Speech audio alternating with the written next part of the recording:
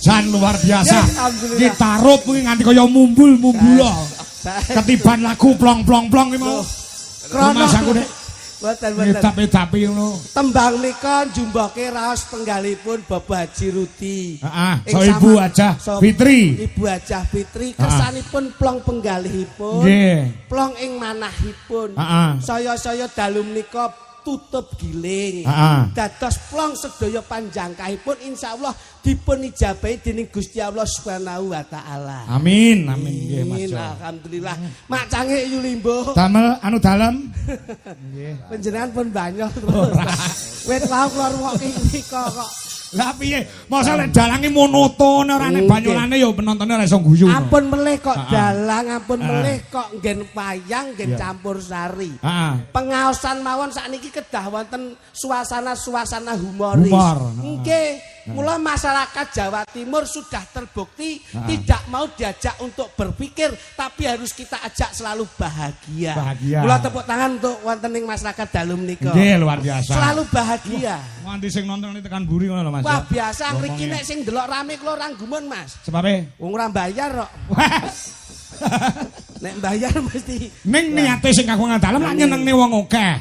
Niki sing iso diarani inama a'malu biniat. Artinya niatipun Bapak Haji Rudi sak keluarga berbagi kebahagiaan dan berbagi kesenangan. Betul. Mula wong ki nek sugih ya aja malih, yen penak ya aja ndangak, sugih bondo aja pamer dodo. Selalu utamakan silaturahmi karena silaturahmi akan mendekatkan rezeki Allahumma. Amin. Niki Mas. Mula seneng buka apa tutup giling gini. Tutup giling. Iki lho, tutup gilinge kaya ngene Mas Nutuk Cobi. Ayo. Nyapa? Loh, kok nyapa tutup giling kuwi lho. Regenge kaya ngeten iki, Cobi. Aku jane mau teko Pak Kanto. Ini rada maju ben kena lampu. Omong pisan mak clemong nek ora penak kok moh teko iki lho. Lah piye wong buka giling ra diceluk, tutup giling iki ya. Loh, piye to maksudmu ki lho? Iki acarane kan tutup giling. Lah iya, buka ya dhewe ra roh kok roh ditutup ki terus piye? Loh. Sik iki panjenengan yang mengklarifikasi, Mas. Ora, iki cara-carane sambil menyelam minum air. Loh, priya menyelam minum air. Yo wetenge kembung ya. Mas, ngene lho, peribahasa, peribahasa. Ngeten. Sampeyan ki nek bengi ki terlalu bodoh banget. Iso-iso aku karo Mas Kangko lho sing budal, sampeyan ora melu lho. Pak Haji Rudi ki karepe budal sapa? Karo Mas Kangko. Ora apa-apa budal lho. Loh, lah kepiye? Memang iki tahun-tahun pecah bengi iki. Kok tahun-tahun pecah? Tahun pecah dagelan. Ora. Pangapunten. Wong kowe iki contongmu ra ndonga sing elekno nyapu. Ora ndonga pancen yo kabeh iki do pecah. Ya mek awake dhewe iki sing awet mergo aku sing iso mbak pusi mek aku tok. Wong kuwi nun pangapunten Mas. Panjenengan niku mimpin yoga sak menten kathahipun. Tanggal jawabipun lak ageng to. Yo tanggung jawab gede no. Tesik dipun paringi tanggal jawab Maranggono. Sik dhewe tanggung jawab pemusik, sik dhewe tanggung jawab tukang son, tukang panggung. Lah nek kaya awake dhewe ngene iki lho, semua pekerjaan itu pasti membawa resiko tur ya abot, ngono lho. Lah abot nyapa dilakoni. Lho. Wong urip iki golek entenge kok. Iya, tapi semua pekerjaan itu pasti memberatkan. Pak Haji Rudi arep kepiye-kepiye senajan to wis mulya wis kepenak, tapi proses membawa suksesnya itu penuh dengan lika-liku. Kaya ruru wae kowe. Lagi petuk bengi iki roh prosese kowe. Ki jane iki kowe iki jane Cak omongan kok nyerekal terus. Klambimu karo aku padha lho, Mas. Padha tapi lek beradu argumen ngene iki aku iso beda. Lho, maksudnya Pak Haji Rudi iki ngejak seneng. Dum-dum sedekah ora wujud dhuwit tapi wujud tontonan. Dono rasa. Wong sing mirsani ya seneng, Pak Rudi ya seneng, sing ditanggap ya seneng. Lah awakmu pra ya seneng. Weruhe Pak Rudi seneng. Lho. Pak Rudi wis mesam-mesem kaya ngoten kok ora seneng. Mikir. Lho. Mikir apa jale? Bengi iki entek kok akeh men. Iki lho, wong ki terlalu apa ya jenenge berpikir buruk ki ngene iki. Dangkal pikirane dangkal. Sampeyan ngerti pengorbanannya beliau seperti itu coba. Ngene iki guwak ragat golek nikmat tujuannya ben slamet donya akhirat. Betul. Saya gandul syafaat saka Kanjeng Nabi Muhammad sallallahu alaihi wasallam. Betul. Ki ben penak ngono lho. Kaya ruru wae iki. Lho. Iki cangkemmu ki jane Wong dijak nyambut gawe kok ming ora iso nyawiji iki lho. Ngene iki paling tidak urun rembug, urun donga, melu mikir. Terus dipikir karo Pak Rudi nyapa aku melu mikir barang. Iya ning paling tidak ki Mas Kangko lenggah. Ya dalange ket biyen linggo, ngadeg koyo kernet. Kowe ngomong ngene wae kowe, angel dijak omong kowe. Sing dimaksud jog klitik kuwi ngene lho, dalang ki tanggung jawab apa? Dengaran madhep rene sampean. Lho. Lah yo komunikasi biar enak kok. Aku ki jane dalang klasik wegah lho madhep ning nggur iki. Ning gandeng aku ben komunikasi karo kowe iso cetha ngono lho. Ngajeni ngono lho. Aku yo aja modak ngadeg kaya dalang eko lho, aku tuwa apuk pisan lho. Anu kok Mas Kluthuk niku napa-napa dipaido, Mas. Wong ngene iki sing rawuh ya lenggah direwangi lenggah ning tebon-tebon kaya ngono ki butuhe golek seneng, butuhe golek seneng. Seneng apa? Kowe ra cengengesan bayar larang ming guyang-guyu tok kowe. Lho, pancen dibayar ki ben kon guyu ngene iki ya. Jane gendeng jane iki. Iki lho kowe mleset lho kowe omonganmu ki. Meneng kowe? Lho, ora meneng piye engko aku meneng sing ngancani sapa sampean? Aku sing ngomong. Wah, kenyeh. Omong lah bermutu belas. Weh, aku padahal ngomong tak totol lho, Mas. Iya. Dasar omong sing bermutu. Pak Kangko. Dalam. Dalu menika mujudke sapa sing ngarani isuk sapa? Aja nggih kuwi tek kono kuwi. Ayo. Ngono. Dalu menika Pak Rudi nimbalin jenengan dalam rangka tutup giling. Lah wis jelas toh. Tutup giling menika napa? Wong ki dari awal saka awan dadi bengi, saya bengi dadi awan. Saka apik dadi elek, saka elek dadi apik. Iso dadi apik. Ini yang bisa dinamakan dinamika kehidupan dalam kehidupan yang kita hadapi di dunia ini. Masya Allah. Ono buka, ono tutup. Mulane kalau wingi menika buka giling, alhamdulillah petani hasilnya melimpah ruah. Pak Rudi tutup giling menika mujudke syukur marang Gusti Allah Subhanahu wa taala, nimbali panjenengan paring panghibur dumateng sedaya warga masyarakat ing dalu menika. Niki nduduhke wujudke syukur marang Gusti Allah Subhanahu wa taala. Lah kula wondene kaya Mas Kangko karo Kang Rama. Kuwi wondene kaya tanduran tebu nggih to Mas. Turun tumurun saka nggon saka dadi tunase nganti tekan dadi tebune nyatane ya nitis nggon putrane Mas Dwija Kangko. Mula wondene kaya tebu dicontoh, tebu ki dicontoh. Ya, saka Mbah Sukron medun ning aku. Leres. Apa lek tunas ki mesti apik. Tebu ki nyatane ya nek sing bongkeng. Ayo. Urung mesti lek tebu ki tanduran apik kabeh. Mesti di antara mereka tebu-tebu sing ditandur kuwi mesti nek sing bongkeng. Dadi sesuatu yang baik pasti ada. Mesti nek eleke. Ngono, cecengesan kowe.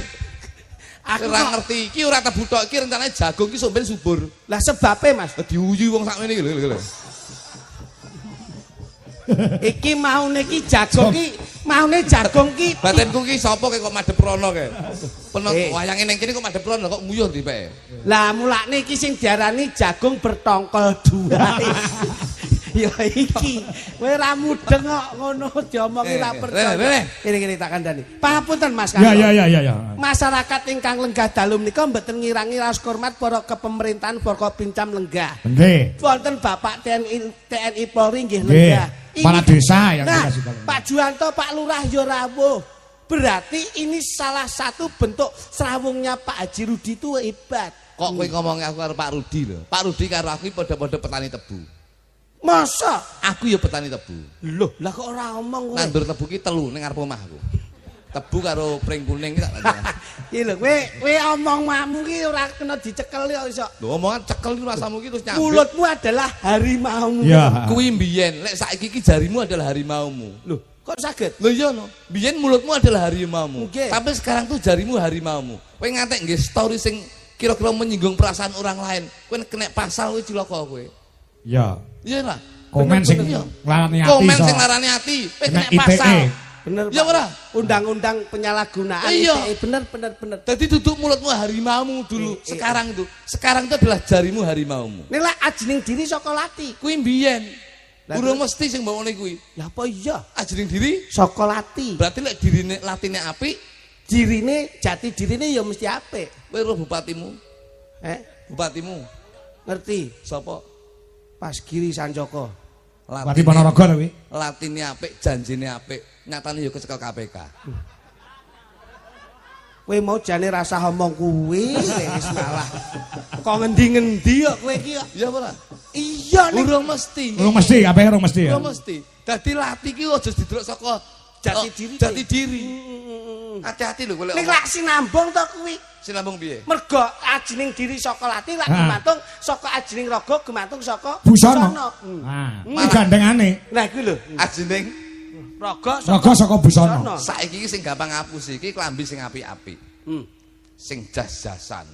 Sepaton, gilap. Terus ajining raga saka busana. Berarti lek busanane apik mesti tumindake ya apik. Urung mesti nyatane sing korupsi kae lho, nggih jas. Ayo. Nggih sepatu gilap. Heeh. Tas kalor ngidul ya bermerek. Sing ngomong sapa? Mbok ajeng iki ragane kaya ngono. Ketoke sing dadi provokatore demo pati iki to ketoke. Iya, nek tapi ki ya bener. Lah nggih. Tapi sing nganggo apik-apik ora mungkin nganggo jaket Honda. Nah, urung mesti. Urung mesti. Dadi wong ki aja ndelok saka pakaiane, tapi deloken saka perilakunya. Ora disawang saka njabane, tapi jerone. Dalam bahasa Inggris mengatakan don't look from the outside, but look from the outside. Don't look from the outside, but look from in the heart. Jangan melihat dari sisi luarnya, tapi lihatlah dari dalam hatinya. Kilo. Awakmu tak akoni secara pemikiranmu jenius. Iya, kudu berpikir ki kaya ngono. Berarti pepatah mengatakan dulu ki urung karuan diterapni saiki. Saiki bener, Bos. Ngono lho. Lu ngono. Iya. Ya anggrek. Berarti urung mesti yen Mbah Sukron nitis gan putrane yo padha karo wong tuane urung. Urung mesti. Enak apa? Lah kan wawan ora ceblok saka adoh saka wite. Betul. Heeh, Berarti wawan ora ceblok adoh saka wite. Urung mesti. Lek gondol codot kaya adoh saka wite. Ayo. Ya ora? Jadi pepatah dhisik kok salah, Pak. Urung mesti diterapne iki bener. Kacang mongso ninggalo lanjaran. Kacang mongso ninggalo lanjaran. Urung mesti. Lah lek kacang iki digondol Garuda. Yo ninggal lanjaran yo. Kae lak nggon sponsor kae, tapi kan realita. Oh iya, Bos. Maksudnya nandur kuwi ngunduh ngono lho. Urung mesti, Pak. Lho kok iso urung mesti? Lah lek nandur terus cukul pangan wereng apa yo ngunduh yo. Iki pepatahe wong Jawa lho, wong nandur ngunduh utang nyaur. Urung mesti tangga ki utang malah minggat. Ngene lho, tembunge sing endah nggon pendidikan ki enek. Apa? Guru kencing berdiri, murid kencing berlari wi padha. Aku temokno nggih sing nggih pepatah kuwi tak tapukane lambene iki. Lho, salahe apa? Guru kencing berdiri. Kuwi pepatah sing diskriminasi. Kok saged? Guru kencing berdiri, murid kencing berlari. Padahal guru ki enek sing lanang enek sing wedok. Kowe tau tumon, guru wedok nguyuh ngadeg. Lah ndledek kok kene, ya. Mbok kowe ning ngesore ben iso kuyan raimu kuwi. Wong dijak omong iso kon ndi. Dadi wong mesti berakit-rakit dahulu berenang-renang ke tepian. Mula kaya Pak Haji Rudi itu bersakit-sakit dahulu, bersenang-senang kemudian kaya bengiki. Proses. Berakit-rakit dahulu, berenang-renang ke tepian. Bersakit-sakit dahulu, bersenang-senang kemudian. Awake dhewe iki flashback tahun 2020. Flashback apa? Tahun 2020. Musim napa nika? Corona lho. Corona, Covid. Berakit-rakit dalu. Sing lara ki lho do mati kabeh ya. Berarti sing selamat ki sing sehat kabeh. Oh. Urung mesti Pak Kangko. Urung mesti. Pak Kangko. Dalem. Urung mesti. Iya ya. Lah apa kono ki apa ya wong ora cerdas napa? Tak duduhi ngene iki. Lah saiki nek Pak Haji Rudi karepe ngeten iki napa jale? Ya wayangan lho, mosok ngene tahlilan. Lho. Iya wayangan ning mujudke syukur. Syukur kowe ora kowe syukur. Syukur ki ya nikmat sing dilakoni yo dibagikan. Dalam bentuk apa kuwi? Bentuk sosial, dalam bentuk materi bisa, bentuk doa bisa, secara fisik ya bisa. Kuwi tindakan. Tapi nun sewu, dengan riset penelitian saya di tahun 2025, bulan November tahun 2025 tanggal 10. Loh. Saya sudah mengadakan riset penelitian wong sing syukure gede karo wong sing ora seneng bersyukur. Lemu tuku riset ning ndi pasar ndi? Riset matamu kuwi. Riset ki penelitian. Dadi sing neliti ki aku dhewe. Lanjut tak mongi. Nyapa gandeng barang. Wong mau karo aku ya sajak gede kok kowe. Kowe tak dudoi. Kene ngono. Kowe gak kemaki. Piye lemu neliti piye coba? Wong ki syukur lan orane iki jangan dilihat dari tindakannya. Dari segi apa? Segi fisik. Tapi lek ngomong tindakan, saya bisa menekankan wong lanang kuwi syukure gede. Dan saya bisa meyakinkan wong lanang kuwi 99,9% kuwi besok malah cadangannya swarga, Mas. Oh, wong lanang swarga. Mergo wong lanang dadi presiden rumah tangga, duwe tanggung jawab nyambut gawe isuk nganti bengi, bengi nganti isuk dienggo murakapi keluarga. Itu tanggung jawab presiden rumah tangga. Tapi lek wong wedok itu ada 2 kriteria. Oh, contohnya Mas. Nun sewu, wong wedok sing ayu ki malah besok cadangane neraka, Pak. Sik. Kowe ra ngeden-ngedeni lho. Bojomu barang yo mbok dandani ayu no. Pancen arepe tak cemplung niku lho kuwi. Iki ra penak iki omongane iki. Sik, ana tembang iso nggelar iso ngguluh. Nek ayu neraka, Pak. Nek elek swarga. Karena apa? Nun sewu. Penelitian saya, wong ayu ki mujudke wong sing kurang syukur, pinaringane saka Gusti Kang Arya Jagat Gusti Allah Subhanahu wa taala. Dijupuk saka ngendi? Wong wis diwehi rambut apik ngemak bakung, sok kala sik kurang trimo sik disemir abang. Ora manut kodrat. Ora manut kodrat. Kurang trimo. Ya ora? Nggih. Kuwi cilaka kuwi. Ki nggon rambut. Rambut. Bojoku ndek tiru-tiruan. Ya disemir. Semir ijo. Lho, ndelalah ketutnya aku pas main ning lapangan ndek ngletak. Pas bal-balan wingi. Bal-balan ndek iki. Lah bojomu ngletak turune ngono. Rambute semir. Semir ijo. Akhire, Mas. Ndase pangan wedhus. Oh, akhirnya suka. Anu jane kon ngemut wae. Iya. Ki mboten? Heeh, ya. Mripat wis blalak-blalak. Sakra wong wedok sik kurang trimo sik templek lensa templek plastik. Karepe ben saya apik. Softland. Softland. Ki mboten? Kamangka Gusti Allah maringi netra ki tanpa baterai. Wis kurang apik apa? Irung wis bangir sakra sik kurang trimo sik disuntik silikon. Ben bangir. Ora solikin no? Mboten. Oh. Silikon. Bojomu dek iki sukses to suntik irung. Silikon to. Kayak malah ora bangir kok. Lah terus malah minggir dredek. Minggir ngiwa minggir nengen. Barang foto keluarga malah kayak kalong lah. Kaya ora? Untu wis miji timun sik kurang trimo templek kawat. Masyaallah. Sik dikawat sik dibegel. Masyaallah. Ya ora? Berarti wong wedok iki kurang trimo ngono kuwi. Wong ayu iki. Wong ayu, Pak. Berarti wong ayu neraka. Malah wong sing mlebu swarga ki wong sing elek-elek. Lho. Oleh rezeki koyo kuwi sapa iki mau? Kowe apik. Iki wong wedok. Wong wedok ya. Apik. Heeh. Oh wedok ya ngerti aku. Lek wong wedok ki sing elek ki besok swarga. Contone sapa? Oleh rezeki. Contone wong wedok elek contone sapa? Samine karo Umi. Sapa kuwi Samine Umi? Tukang masak. Ya apa nggih Samini barang iki lho. Karo aku ngene. Kabeh iki lah nganggo alasan nyapa Samini karo ki mau kok. Umi kok swarga. Mergo dandane sederhana ora maneka warna. Mujudke syukur pinaring saka Gusti Kang Arya Jagat Gusti Allah Subhanahu wa taala. Wong elek iki malah swarga. Oleh rezeki sithik akeh ora dienggo maneka warna, diklumpukne dadi siji dienggo munggah haji. Alhamdulillah. Kuwi rungokno cadanganipun swarga. Wong elek swarga. Nek wong ayu neraka. Panjenengan mireng, Mas. Ya, ngerti aku. Wong ayu neraka. Wong elek swarga. Pertanyaanku. Lek tekok sing angel iman-iman utek lek mikir Pak Kanggo. Ayu neraka. Wong ayu neraka. Elek swarga. Saiki pertanyaane. Lho, Pak. Jagung bakarane lho ya. Nggih. Apa kuwi? Tanggung perkarane. Heeh. Pertanyaan Purwodadi kutane. Ya, adoh kuwi. Adoh.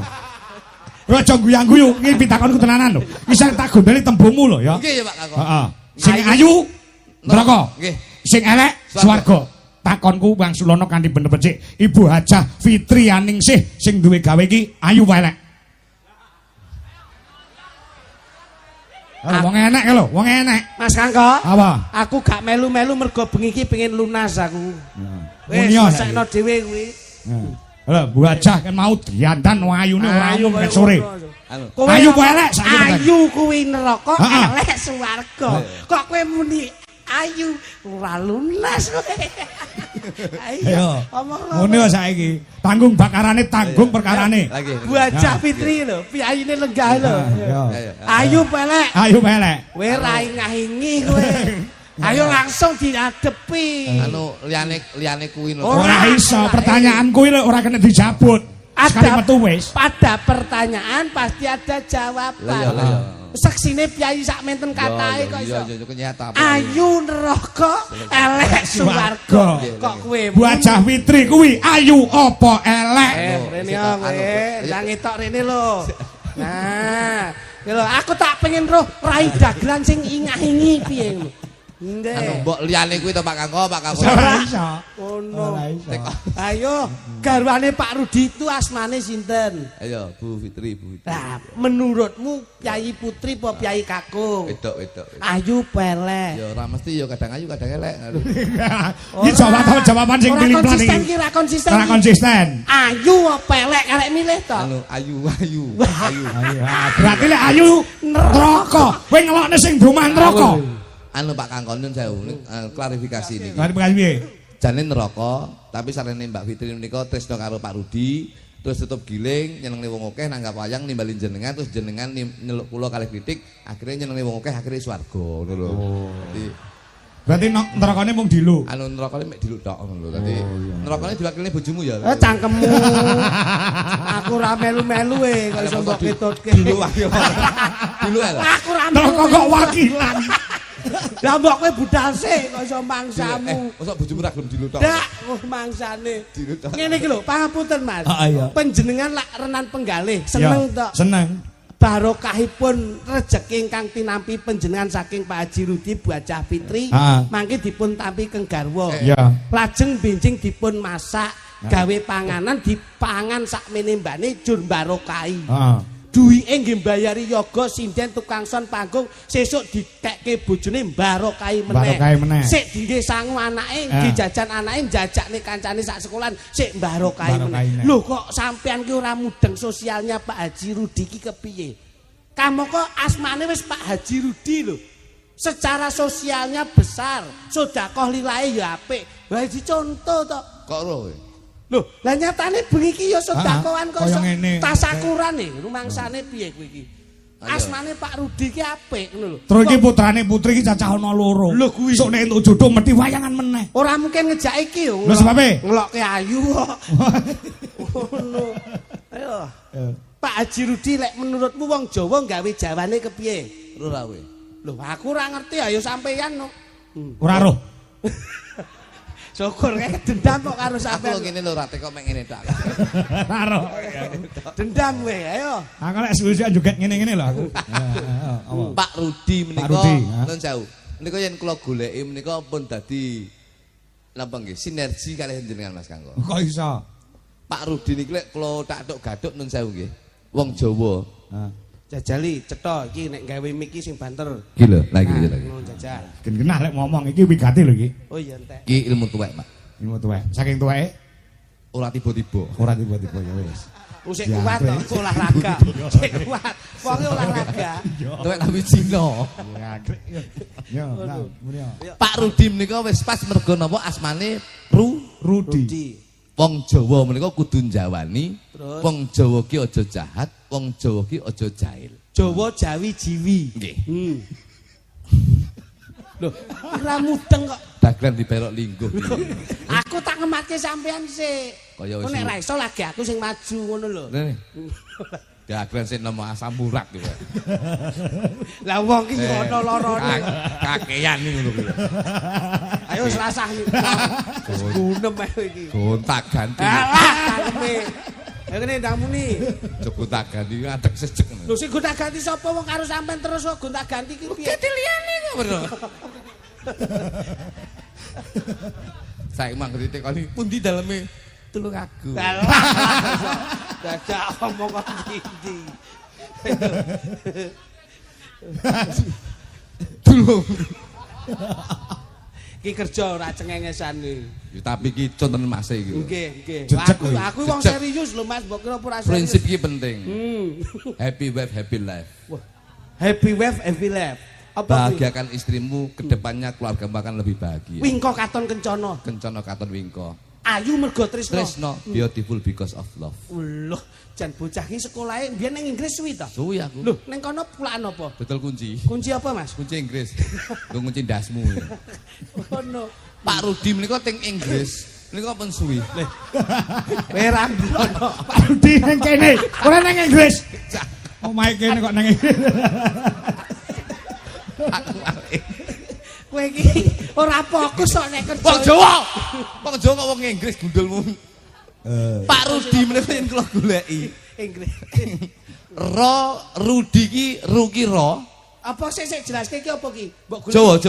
Lho, Jawa ki njikok saking pundi? Saka aksara Jawa. Oh, lah ini lho Mas. Oh, ana to. Pak Rudi ki ru karo di. Nggih. Berarti lek Jawane ro karo do. Berarti ro ki hana cara. Hana cara iki papat sekawan karo do. Hana cara do 6. Papat karo 6 10. Papat karo 6 angkane 1 karo 0. Jumlahe 1. Yen digoleki menika judu. Judune dadi alhamdulillah Pak Rudi menika wis ketemu judune jadi petani tebu dan alhamdulillah hasil dari tebu ini bisa mensejahterakan keluarga besarnya. Tepuk tangan untuk Pak Haji Rudi. Elok. Berarti apik ya, syukuran nimbali Mas Kangko. Mas Kangko ki kang ki ko ki ko. Oh, kang ki digawe ko. Kone tetep ko. Dadi hana cara ko 5 karo ko 5. 10 angkane 1 karo 0. Berarti jumlahe 1. Jodoh. Wis temu jodone tutup giling syukuran nyenengne wong akeh nimbali Mas Kangko sing dadi dalange insyaallah warga masyarakat bisa terhibur semuanya. Bocah kok pintere. Wah, aku kira ngerti nek sampean duwe materi kira ngerti. Pak Rudi kuwi mau ro karo do ya. Temune jodoh. Kita lek gonta-ganti kowe gampang haus ngene ya. Ya. Alhamdulillah. Ya. Mas Kangko ko karo ko temune 10. Temune ya jodoh. Terus sing ditandur? Sing ditandur tebu. Tebu kita bu ki bo. Ana caraka do to 7 karo bo. Ana caraka data sawala padha jaya maga bo 18. 7 karo 18 slawe iki angkane 2 karo 5. Jumlahe 7. 7 yen digoleki jodoh rezeki pati jodoh. Loh. Jodone asile tebu dingge nanggap Mas. Nanggap wayang nimbali Mas Kangko. Dadi jodoh ki rezeki kabeh Mas. Di antara Mas Rudi Mas Kangko karo tebu wis jodoh kabeh. Tibane jodoh kabeh. Lho. Napa rezeki sik ning aku ning sampean. Iya. Napa jenengmu? Klitik. Klitik iki karo to. Nggih. Hana caraka. Ko ki 5. Nggih. Karo tik kita. Hana caraka data. 5 karo 7 12 angkane 1 kalih 2. Yen dijumlah 3. Jodoh rezeki pati. Lho. Lah kok kene iki. Iki ramalan Jawa. Ramalan Jawa layakno aja langkung bocak terus. Ya arepe nyimplah ngene aku. Lho iya, iki hati kowe nyambut. Dadi nek aku tibane 12 iya, 12 ki angkane 1 karo 2 jumlahe 3. Yen dijumlah jodoh rezeki pati. Lah ki mau Pak Rudi jodoh Mas Kangko jodoh tiba tanduran tebu jodoh. Mergo wis chemistry. Lho, aku tiba pati. Dadi hati-hati nyambut gawe kowe. Lah mboten kula tok to Mas. Sapa? Lah niki Kluthuk. Lah kuwi kluthuk iki kok karo to. Ko 5 to 7 jumlahe 12. 1 karo 2 jumlahe 3. Pati jodoh rezeki. Dadi wis pas jodone Pak Kangko kalih Mas Rudi tiba rezeki aku kebagian. Loh, aku mau tiba apa Mas? Pati. Kamu kok 3 ya? Jodoh rezeki pati. Lah sampean padha kluthuk iki. Lah kluthuk padha tibane ya 3. Lah ya piye jajal? Pati jodoh rezeki. Oh lah matane. Lah patine didhisikne Mas. Layakno slamet kowe. Wah. Lho iki Jawa lho, iki ramalan Jawa lho. Sik. Piye Mas Jajal? Nek aku mau piye Jajal? Jodoh rezeki pati. Berarti keri nggih. Keri. Jodoh rezeki pati. Klitik. Berarti pas kalih kodrate takdire Gusti Allah. Wong kuwi karek nglakoni urip, golek jodoh. Nek wis temu jodone mesti nyantol rezekine. Nek wis jodoh rezeki kuwi sanding, pati manut Gusti. Niki pripun, Wong? Pati jodoh rezeki. Pati jodoh rezeki. Wis rasah mbok arep-arep. Ngopo? Lah urung nampa jodoh ra nempu rezeki wis mati sik kok. Oh iya, matine sik. Lah mati sik iki. Oh. Aku lak jodoh rezeki pati. Mula aku keri ngono lho. Tibake kleru aku mau. Iki lho wong iki nek keweden yang ngene iki. Tibake aku mau tibake padha jodoh rezeki pati. Lah mulecet kaya mbah. Kersanipun gayeng Mas. Pak Haji Rudi menika mengajak hiburan ini tidak harus formal. Dados sekedar untuk napa nggih merefresh suasana. Mboten kersanipun kepenak. Kyai Kediri itu lunak. Lagon nggih seneng, guyon nggih marem, lakon nggih gatekke. Mula kecakup sayanipun. Ngampil kalih napa setunggal? Lah monggo. Sampeyan apa pira? Sembarang. Oke, siap. Anu tak goleke sing rada anu cantik kowe. Kene nduk. Ini nduk, sampe nduk. Kene. Iya. Cepet nelongso jamane. Jaman rekoso. Urip pancen angel. Kudune ra usah ngomel. Ati kudu tentrem. Nyambut gawe karo seneng.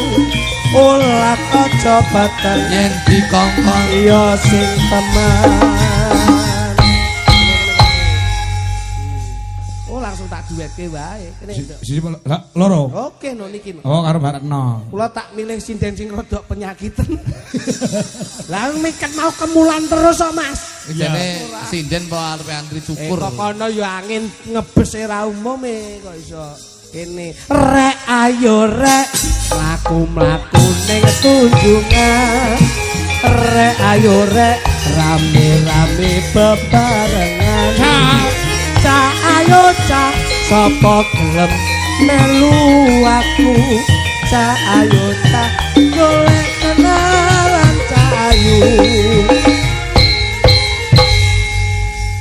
yo kuwi apa to kuwi kok iso kae lho bagiamu kae lho tunas tebu kae lho ngono diopeni gak karo iki ora iki sing kene ya kene wis kalah dhisik kok iso ngono mbok tambah 50.000 tak ijol iki ya lho kok tambah 50.000 rumangsamu kowe padake apa wae ayo kono diurusi dhewe kayak penyanyi dangdut kan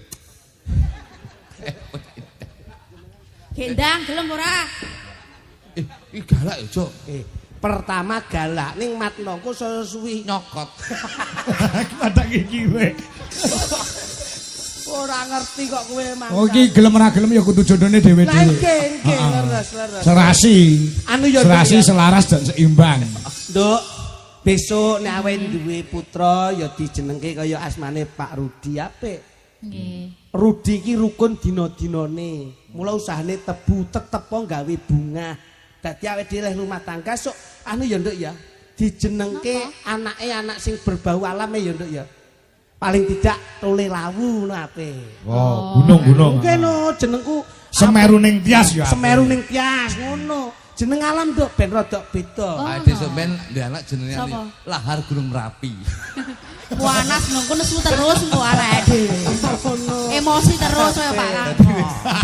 Ngono ya nduk ya. Iya, ngono ya ben apik ngono. Cak ayu ngene. Saya guru awakmu iki jane sehat kok kena anu iki bojoku nang saya lho. Iki bojoku ndek ngene nang saya Bos. Apa? Duwe grup deh. Grup napa? Lek ning gone Jakarta nek trio maca. Terus enek trio libel. Terus enek penyanyi. Dua Serigala. Bojoku ndek tak wah ini tak kayak nih grup ini jenenge Sweet Urin.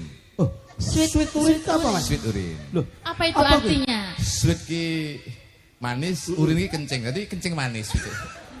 Weh ra sembrono iki lho. Anu, pangapunten Mas Kanggo. Mawi penjan pirsani kados pundi? Dedeg piadekipun mawi kula sampun cecaketan ngeten pripun? Kaya serasi kaya Kamajaya karo Kamorate. Alhamdulillah. Iki lho Nduk. Bagaikan Dewa dan Dewi. Kamajaya karo Kumaratih. Sok nek kagungan putra dijenengne sapa Nduk? Sing wayang kira-kira duwe kawibawan, duwe kaningratan Nduk. Sapa Nduk? Coba kowe ngomong coba.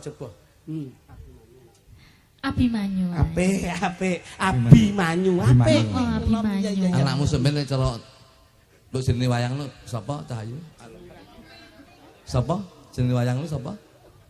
Sapa ya, Mas? Sing rodok sing apik sing gagah lho. Adeng anu ya Anoman lu piye Anoman. Kaya pakne engko. Lah ya mirip kan anak. Ya mirip to. Bener. Anoman kok kaya sampean to Kang Mas. Ya bapak iki munyuk lah, mbok iki beruk. Ora sembrono kok. Padha eleke kok sombong. Apa-apa. Coba Nduk anu tak kepengin ngepenake nggon murungrung piye coba. Rung. Tembang. Bojo kula sumeh lho Mas. Sumeh piye? Angger arep ngomong guyu. Iya. Lek sumeh kalah karo bojoku iki lho. Bojoku iki ning omah guyu, ning dalan guyu, ning pasar guyu. Sumeh ta? Kentir kok dengenane. Maksane kok iso. Malah Coba. Welak. Apa tekan? Apa-apa kena sing penting bawa. Bocah kok. Amin aku ya kena. yen ning tawang ya kenal. Bocah kok kaya ngene iki. Ning kuning ya kenal. Apa to? Mayu nih rambut mayu. Nanti kalau bedak aku luntur. Tong bedak 4 karo 5 mbok campur ya lek mriki. FIFA. Sayang kamu. Pamintaku. Sing lanang ya gedhe dhuwur lenjer kuning. Weh. Iki jane sing wedok ya ngono. Kowe rene. Bagianmu aku. Iya. Nah. Nimasito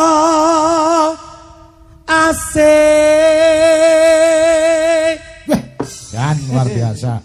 Kamajaya, Kamarate. Nggih. Kamajaya, Komodo. Dadi Awakmu komodo tadi sampean kok ora lagi gampang melet, Mas. ya. Iki angger turu ngono.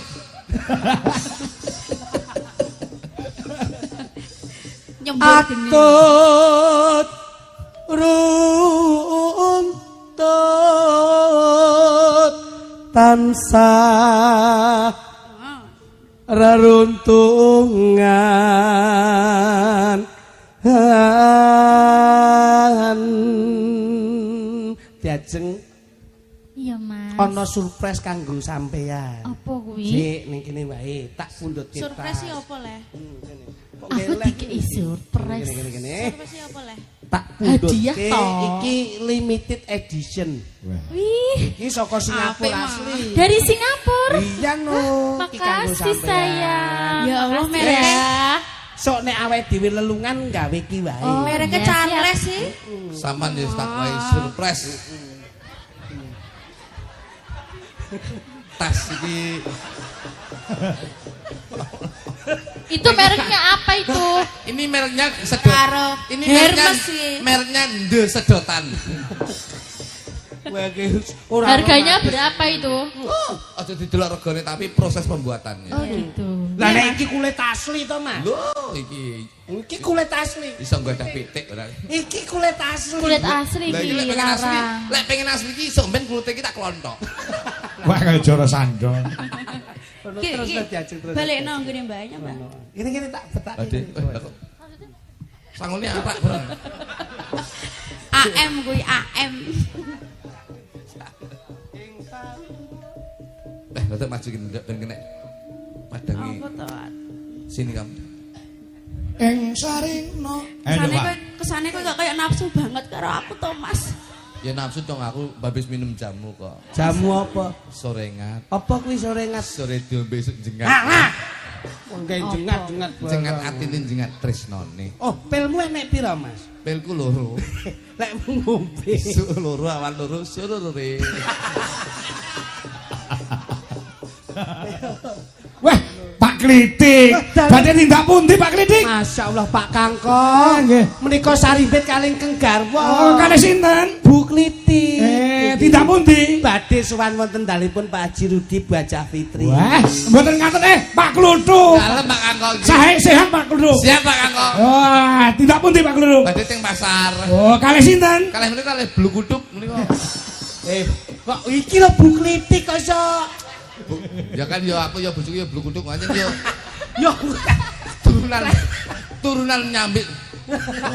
Bisa kaya entut jenenge. Aku mbok terus semua Aku ngelek-ngelek. Masa blukutu. Ngelek-ngelek lambe ning atiku tetep tresno karo kowe Cahayu. Wis tak menengo. Wis tak menengo wae. Menengo lek kanthi omak jotos kan lho ya.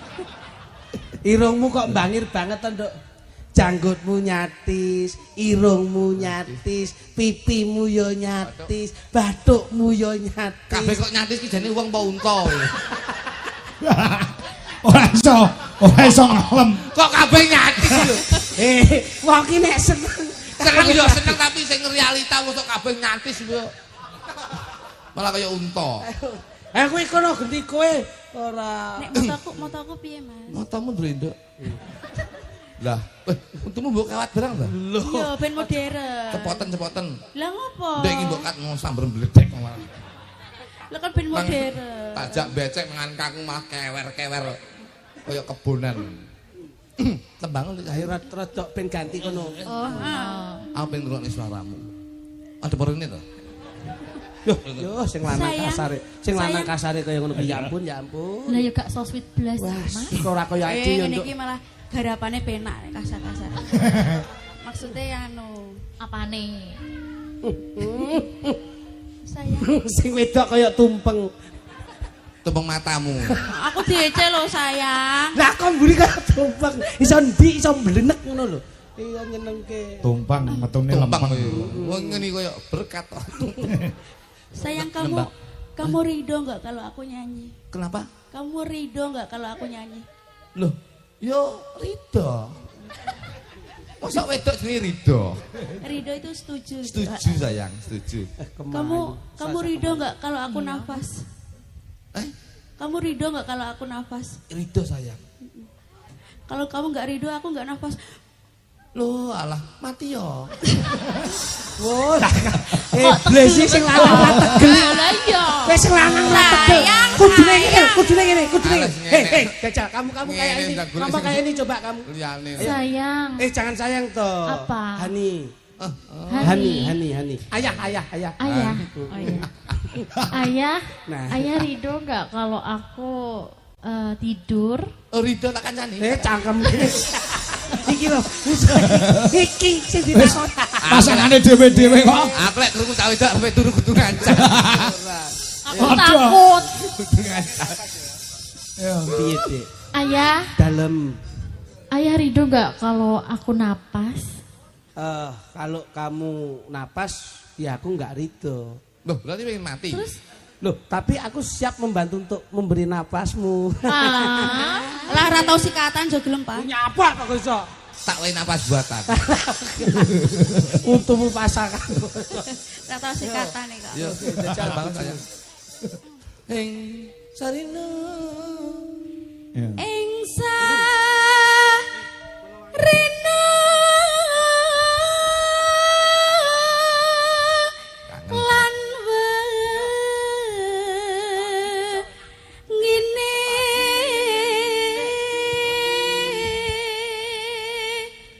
Aku yen krungu swaramu niku. sayang. Saman kudu-kudu. Piye sayang? Kudu Apa sayang? kudu tak pegat. Ojo, apa aku wis ora bener. Jangan dicontoh keluarga yang seperti itu. Tapi saya yakin awake dhewe rasa pegatan Cahayu. Lah ngopo sayang? Urung rabi ya. Dik, Kok aku mbok konak-konak keket biyen. Ngaku. Kuwi ngono cara nyambut jeno training. Mosok training nganti 5 tahun sayang. Lah aku urung rasane. Urung temu-temu. Hani, dalem. aku kok pengen sesuatu yang harum ya. Piye? Pengen sesuatu yang harum. Loh, aku kan selalu 24 jam untukmu toh, Dik. Oke. Apapun yang kamu minta aku selalu menyiapkan. Gitu ya. Kamu pengen apa? pengen sesuatu yang harum. Oh, deh tak pundhutne to harum-haruman iki spesial parfumku dhewe saka Paris. Wah. Mesti lali. Mangane bingung parfum kok Paris. Harum ora? Harum pol, larang iki mesti. Gane 100 sih ya Hani. Paris 100 sih kok. Tuku ning Shopee. Shopee 100. Wis sing KW 30. KW. Pengen harum? Aku tuh merasa bau badan gitu loh sayang.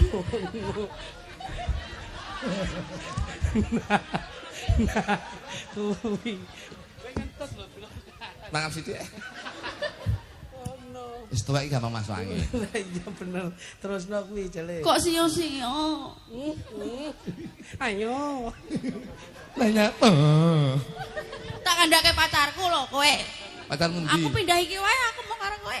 Loh. Kene Yanto. Jangan maju. Jangan wis. Selingkuh. Bojomu selingkuh. Aku sebagai adike, aku setuju karo iki. Mergo luwih ganteng iki timbang iki. Wis. Ngono. Kene Yanto. Wah, Yanto. Wah, modele digandeng langsung. Langsung bayang. Dhuwure kok ya padha. Kok ya mencep barang lho. Kok ya cocok ya. Begitu mbok gandeng langsung bayang. Ngomong sarang ya. Angeo, sangeyo. Tangane piye? Sangeyo. Ora iso ngene wong bisine jempol kabeh kok iki. Kamu duduk dulu Yanto. Tunggu aku ya. Nanti kalau aku tak sama kamu lagi. Iya. Terus nondok. Ing sarina. Ing sarina. Wis mau. Sawengine wis apa urung? Wis kok. Oh, wis to. Datang kinggang. Datan kinggang sara ambon welas lamun. Lah iya takon nyawang aku tak nyidam sari. nyawang aku takon welas sithik. Oh iya. Lamun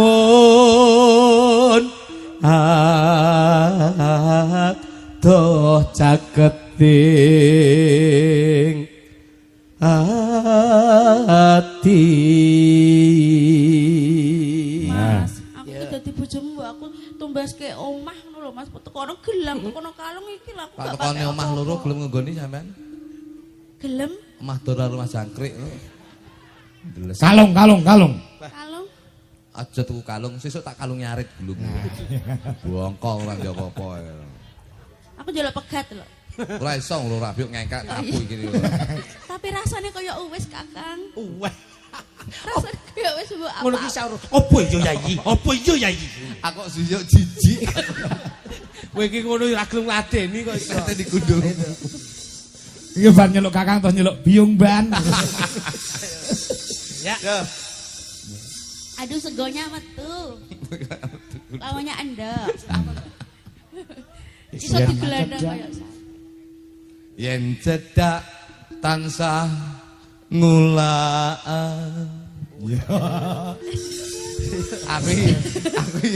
Aku penyanyi rock.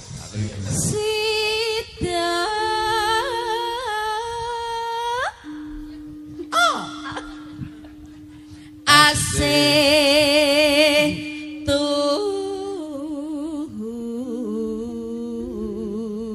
maaf sayang, aku tuh lagi pilek, ada peradangan di sini. Aduh, kamu nggak bilang dari tadi sih. Mangap. Apa ini? Mangap. Dilek langsung ditelan. Apa Mas kuwi? Paku payung. Buat mentok. Ayo nanti kayak esbes. Ya. Hani aku kedinginan. Aduh matre. Ya. Bosok.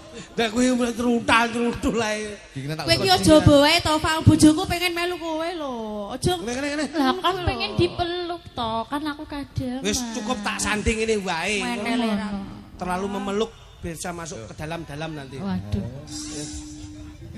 Saya. Alah. Senengane kok iri. Mulai sayangane tak biarang botol gundulmu. Mayu udah tuwek soyang sang. Aku kedinginan. Api-api. Api-api.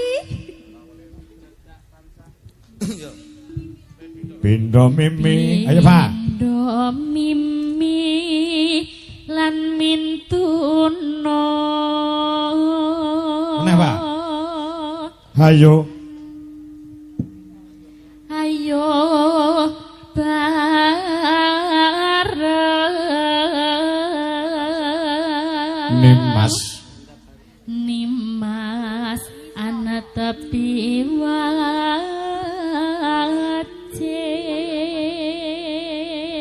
Ya. Sida asih. Sida asih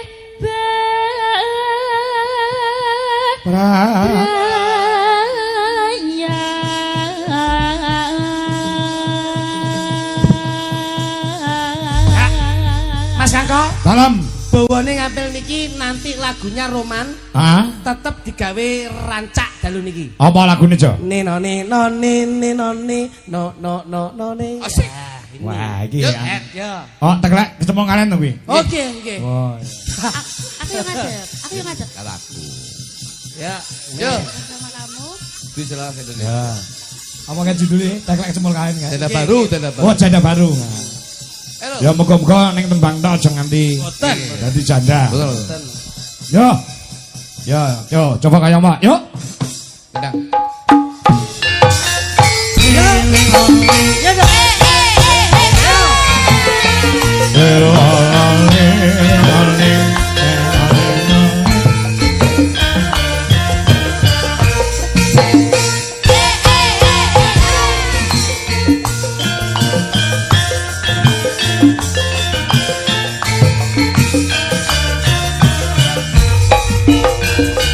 deg-degan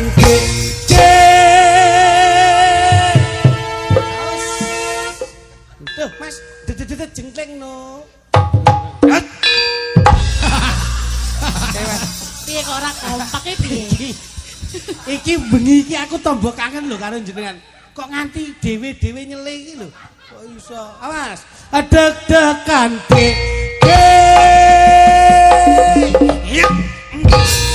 ngene ngono. Ayo. Deg-degan Dik.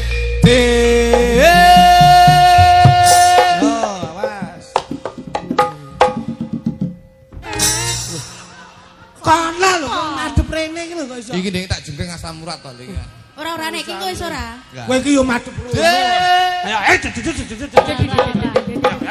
dadi Yo, sithik ning memuaskan lho.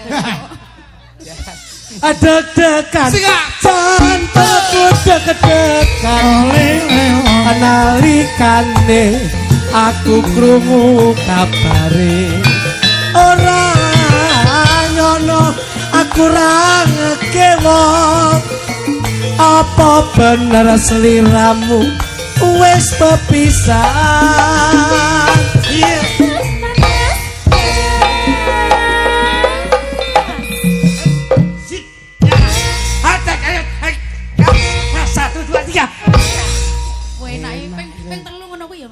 Oke. Coba. Mas. Tratapan Mas.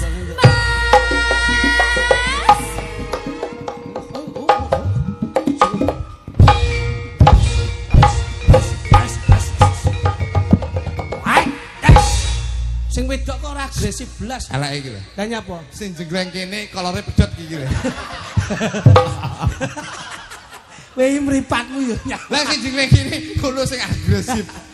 Ora ngerti wong tuwa ki ya ngono kuwi ngono. Oh nggih.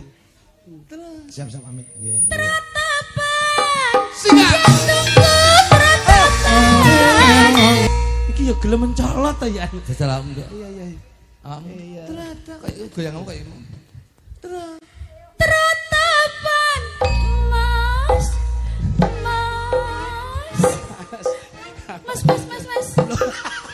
Iso gadul.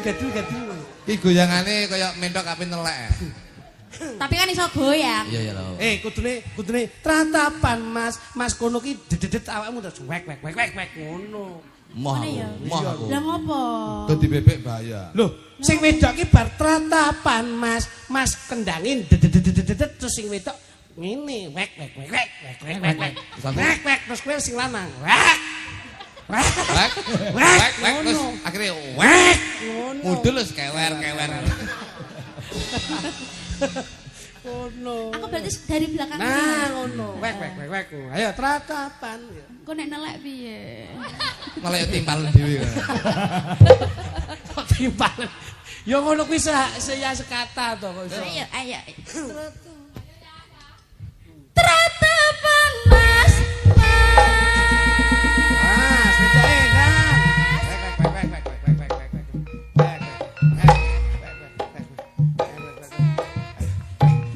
ayo ndang akeh wong aku sing ngene-ngene iki lho ya tak akeh wong lho nyapa to anu ning tebon-tebon dilu apa ning suku-sukutan kono gundulmu gatel kabeh metu kene tak derekke aku yo kene tak derekke lenggah ya diajeng makasih ya ayo ya sama-sama wong ya piye to emang aku lho kok piye sik to ben penakno lho garwamu ki ya ditutke kok iso ben iki bojoke seruntul kok seruntul kok iso Mas, salam. Kata sanget ingkang lenggahi dalu menika dari jajaran kepemerintahan Lenggah. Pak Dewan, DPRD, Pak Juwanto Lenggah. Nggih, saking Partai Golkar. Mbak Lurah Pak Juwanto. Mbak Lurah Juwanto. Terus Pak Dewan Kuswanto nggih. Nggih. Juga terima kasih kanggo panjenengan Bapak Haji Sugiran. Amin. Sing ngebel awake dhewe berdua. Siap. Mas Joy kene pamundhut saka sing kagungan dalem. Dawuh dipun sampaikan, Mas. Saking panjenengane Ibu Hajah Fitri. Nyuwunaken Gerajakan Banyuwangi. Lah niki, kudu diaturke niki. Semaring ngartos 300.000 sembah nuwun. Gerajakan Banyuwangi. Amin amin. Juga banyak yang memonitor lumantar YouTube, Mas. Siap. Juga ada yang di TikTok ini di YouTube 3.500. Pasang mata juga. Yang ada di TikTok Dwi Jolaras Indonesia mencapai 2.200 pasang mata. Sebaik-baiknya seniman, sesukses-suksesnya seniman, itu juga ada sinergitas dari konco-konco media sosial. Betul. Terus matur sembah nuwun kanca-kanca dari media sosial. Mlakune seniman niku sakniki pun didorong dengan teknologi, Mas. Betul. Kula sembah nuwun. Dadi iki pomo 5.000 punjul diklumpukne ning kene nggone wis ora muat. Wah, saestu. Iya. Anak wedok saka Jombang adoh si Puspita ya nyusul rene. Alhamdulillah. Yo, iki diaturke pamundhut spesial kagem jampi saya penjane Ibu Fitri. Hajah Fitri. Nah, Banyuwangi. Ayo Bu Dwi karo sapa jenenge? Wiwi Ernawati. Ngene, Mbak. Panas-panas laku ora nggawa payung, sandale diseret lamaane mlentung. Surabaya geger fungsine Madiun Jakarta ayo rukun tetep merdeka. Panas-panas laku ora nggawa payung, sandale diseret lamaane mlentung. Surabaya geger Madiun Jakarta yo rukun tetep merdeka.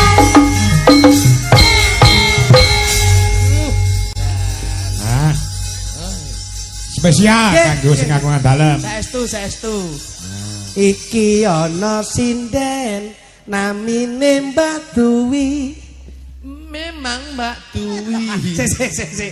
Angkat tamu vokal iki lho. Iki ana sinden asmane Mbak Duwi. Pancene Mbak Duwi kalau cantik sekali. Yen disawang kon buri piyayine meraati. Kalau saya lihat beliaunya baik sekali. Iki ana sinden sing siji jenenge Wiwi. Ayo. Iki ana sinden sing siji jenenge Wiwi. Walaupun kecil saya lihat fisiknya cantik. Cantik.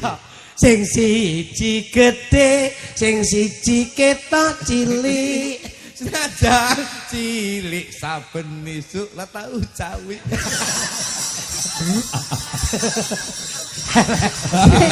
Dane dia dendam karo aku. Sing bisi iki lho, Halo Mbak Bisi, tahu. Oh wis digoleke. Ngono. Goleke ukara sing kepenak ngono. Sing bisi Mbak Dwi lho. Ayo coba. Bisi aku. Kagem bawa mboten Nggih no. Pamundhut sing kagungan dalam ya kudu dikumpulti sak bawane. Amin siap. Mamyat mayong. Wah. Ya.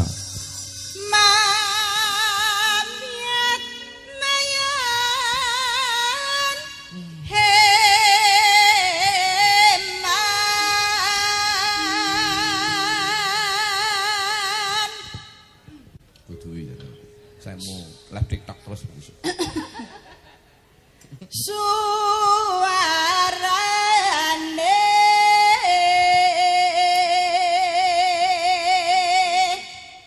kiane bialang-bialangan. Belayo, wah suarane kendhek lambian. Banget.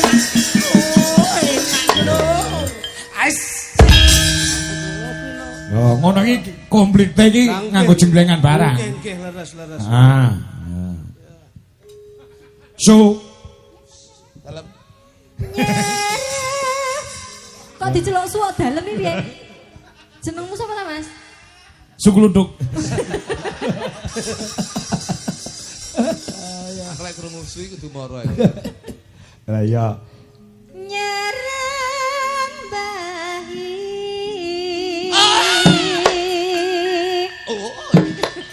Wah, jangel ki ngene lho, rada dhuwur ngene. Ini simetris. Nah. Nah, apik. Kaya leak to. Nah, yo bener ngene. Mripate tuk. Ngono. Sing obaki mripate tok. Lho, ngono. Diguak, mripate diguak. Ning ndi? Diguaki ngene kene lho. Kok tak buak ora iso omong manfaat mata. Wah, bleset tok sampean iki. Nuswanto. Ah, tangane jangan. Bela, mau apa lo? Lah, Nuswan. Lah, eman yo. Ayo, Mas. Cese Mas, apa? Ngono kuwi. Lah kuwi nyapa kok mlili kancane. Ngene lho. Lho. Nah, ngono lho. Ora kok terus iya piye. Mlaku sik. Hayo Mas. Welah tuh. Ngono jajal. Lah tuh. Kowe nyeluk sapa ngono lho. Kowe. Ngono. Ayo yo jenengan yo. Tak contoni sik. Pianyu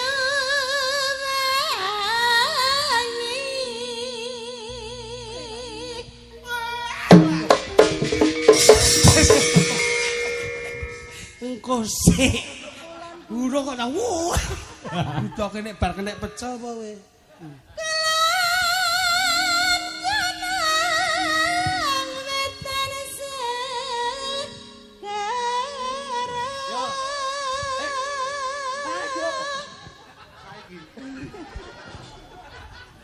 Tak mut gundulmu.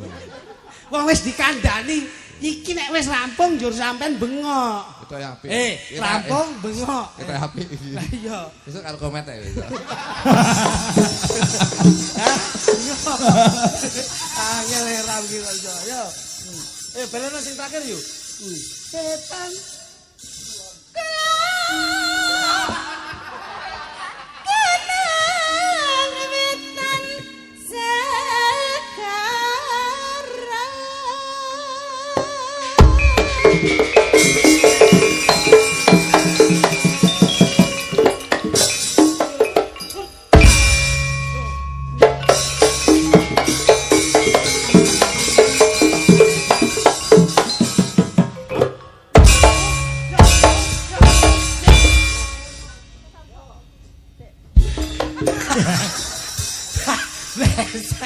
Kowe iki do migrane iki lho. Wah, jan wis ngono. Wah. Lor lan kidul alas angker.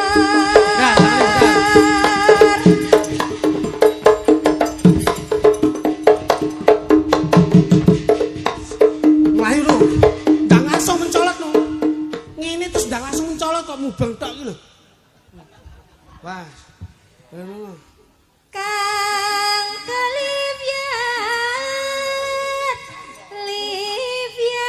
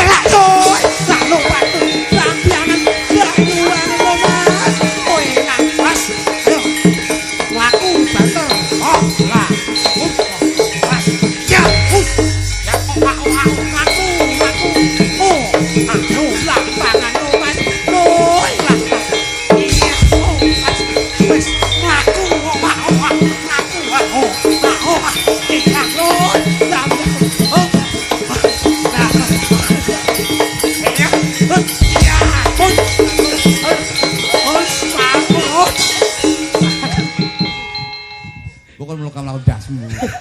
Loh, iki janger ki mesti lho, ngono kepenak. Wis mlaku lho.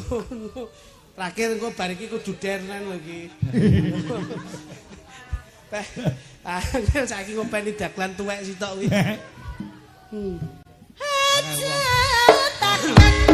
Susah sangat kisah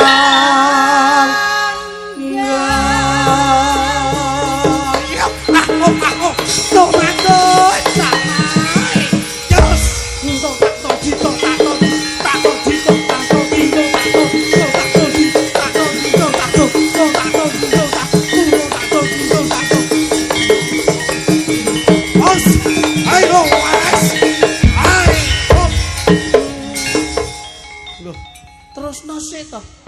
Piye to ki? Wis to. Kowe iki napasmu kurang pas kok iso.